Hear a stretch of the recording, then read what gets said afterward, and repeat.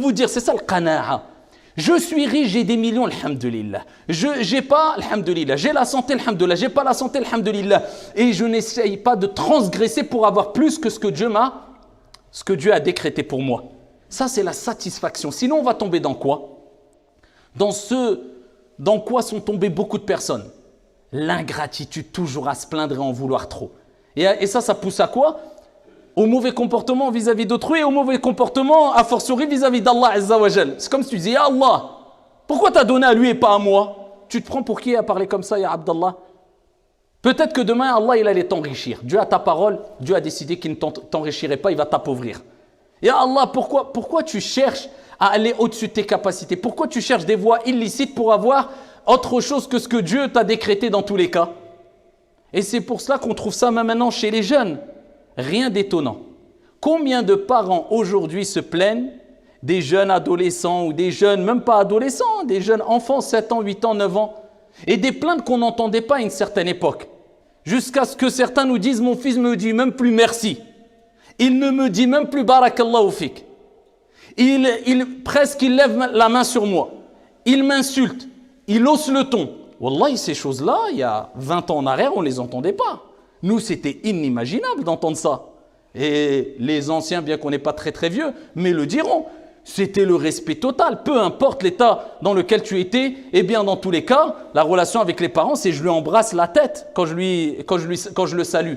Le respect que j'avais vis-à-vis de lui, la compassion et l'empathie étaient énormes. Toujours les gens se disaient à l'époque, les jeunes, Mskin, j'ose même pas demander de l'argent à mon père. Mskin, tout ce qu'il fait pour moi. Ma mère, Mskina, tout ce qu'elle fait pour moi. C'était sacré, les parents. Et aujourd'hui, on entend, c'est répandu. Les parents n'en peuvent plus. Il n'est jamais content. Pourquoi? Parce que c'est des insatisfaits. Parce que c'est des pourris gâtés. Parce qu'il n'y a plus de qana'a. Pour eux, c'est quelque chose normalement d'acquis, de banal, de normal. Le fait que tu sois à leur service et que tu leur achètes des choses et que tu les ramènes en vacances. C'est normal. Presque c'est un dû.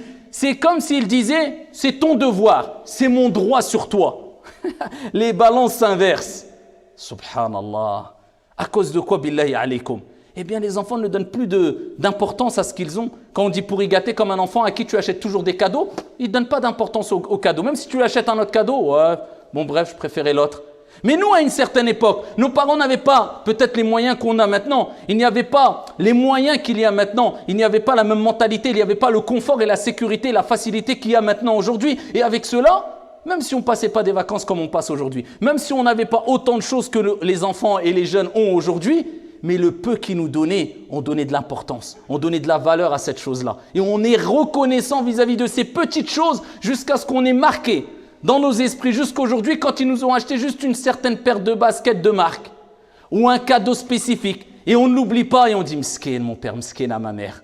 Maintenant, il a tellement eu le gosse, il dit quoi? Ah, d'accord, ouais, merci. À peine. Bzzz, tu lui as enlevé de la bouche.